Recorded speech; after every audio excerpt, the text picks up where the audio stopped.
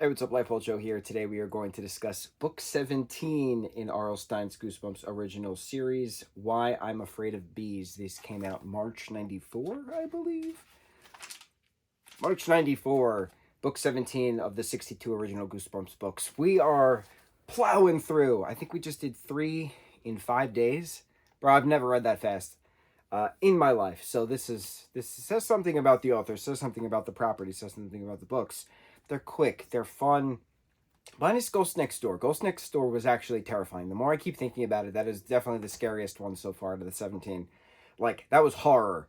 Who was the actual dead child living next door? That was just so creepy. But anyway, Why I'm Afraid of Bees. So Gary Lutz is this main character here, right? The cover doesn't coincide with the description of the book plot points of how Gary turns into a bee. He turns into an actual bee with a bee head with bee eyes. It's not his head on a bee body. So we're going back to The Girl Who Cried Monster, how the cover art didn't match the book description. So unfortunately, I need to add this now in regards to that. The cover art does not match the book description. Gary's head does not go on a bee body. Gary's mind goes into a bee body. So how does that work, right? Anyway, still very fun. It's 117 pages, very quick book. Gary Lutz, he's called a klutz. This is the second book that we have a main character referenced as a klutz. The first one klutz referencing was Be Careful What You Wish For. And so it's just a kid trying to be a kid, and he can't make friends, and he's socially awkward, and he wants to hang out with people, but he doesn't at the same time. He gets his solace in his video games and on his computer. This came out March 94. I can't remember these dates for some reason. March 94, there we go. And so we're talking about message boards. We're talking about playing online games in 94. And like, this was like the start of the social aspect of community. Like, you post a question online, you wait till somebody responds, and then somebody can respond to it. There's no immediate instant messaging. There's no stuff like that in that time period. So it was pretty neat having this come about, throwing it into a 12-year-old. This is what 12-year-olds are doing. This is what a middle school kid is doing, aside from playing softball, aside from skateboarding, stuff like that. So Gary finds an ad on this message board. It's like person-to-person vacation. He can switch bodies with someone for a week. So he goes to this agency, which is in town, conveniently, and he meets Miss Carmen, who runs this agency, and she has all this electronic stuff and things going on in the office, and she says, all right, I'm going to come to your house after we find somebody, or I'll give you a call after we find somebody who wants to switch bodies with you. Let me just take your picture and your demographics, grades in school, stuff like that. So there's this kid, Dirk Davis, who goes to school with him, and he wants to switch bodies with Gary, so that way Gary can take his math tests during summer school, and Dirk can just, not have to worry about not being smart ever again. So Miss Carmen comes to Gary's house.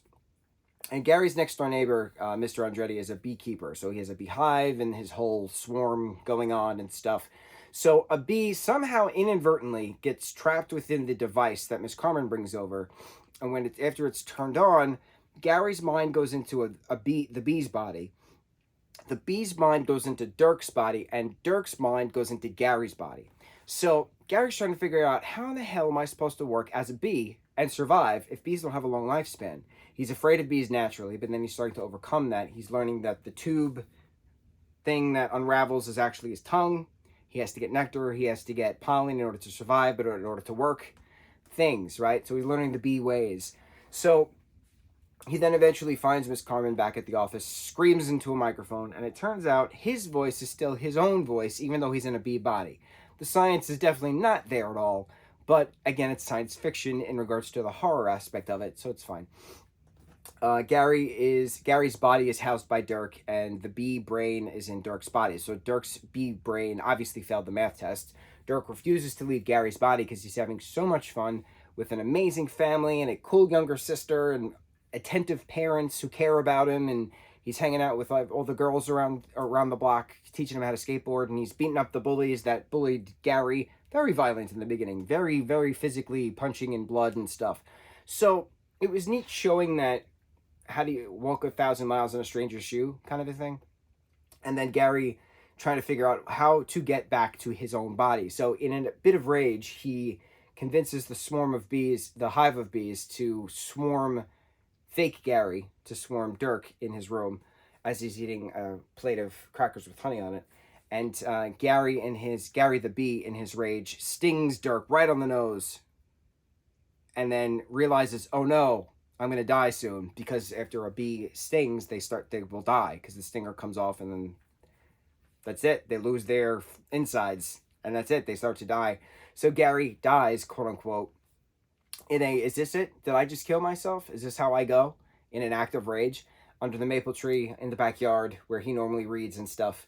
And then he wakes up, but it turns out he has his full body and arms and stuff. This is after he visited Miss Carmen, saying she would have to think on it in a way to figure out how to get them all back together, because Dirk refuses to leave Gary's body because he has a great life. So then how did the bodies switch?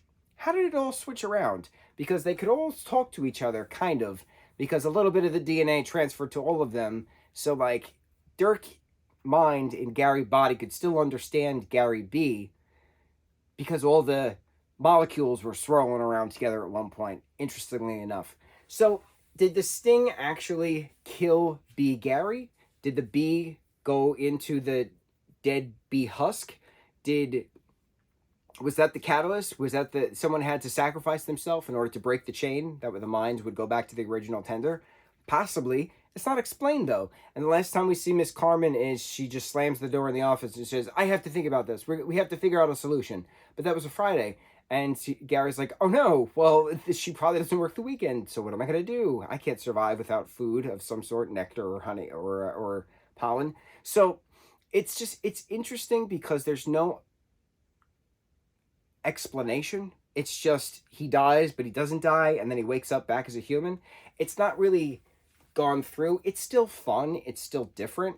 It's very much The Fly, the original movie back in the day, when the guy is trying to transport his molecules from one tube to the next, but a fly gets in the way, and then they kind of are hybrided. So, like, it's a play on The Fly, which I get. I totally understand. It's a kid version of that. But, like, so many of the other Goosebump books explain stuff. Whether it's science fiction, whether it's magic, whether it's aliens, whether it's ghosts, whether it's death, whether it's werewolves, it's explained, right? This book wasn't explained, and I feel cheated. I still liked it. It was still fun. It's still a good middle school kind of, go get 'em tiger kind of a 90s book. And I really love the fact that they talked about message boards and social media and playing games together with kids online in March of 94, which technically he wrote in 93, but still, it's neat seeing our ancestors' means of using technology. It's funny saying that because I was 3 years old in 93. I was 4 years old in 94. I obviously was not using a computer to play video games online at 4 years old. But 4-year-olds now can do that. That's what tablets are for. So it's very interesting how things change and progress and yet decline in the sense as well, a la humanity in general killing the planet.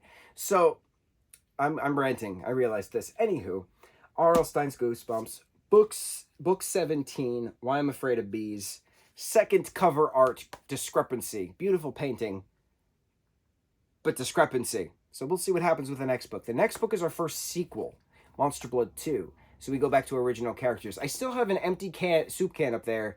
I'm pointing to a display case of Legos that I've been holding this can because I've been waiting to paint it and put some Monster Blood in it and make a prop, but I've had so many other things prop-wise and project-wise to do aside from work.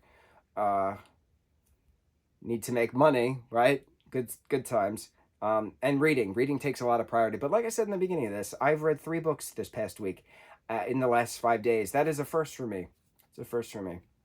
Very interesting. Very proud of myself. Pat on the back. On to the next review. Mucho mahalo.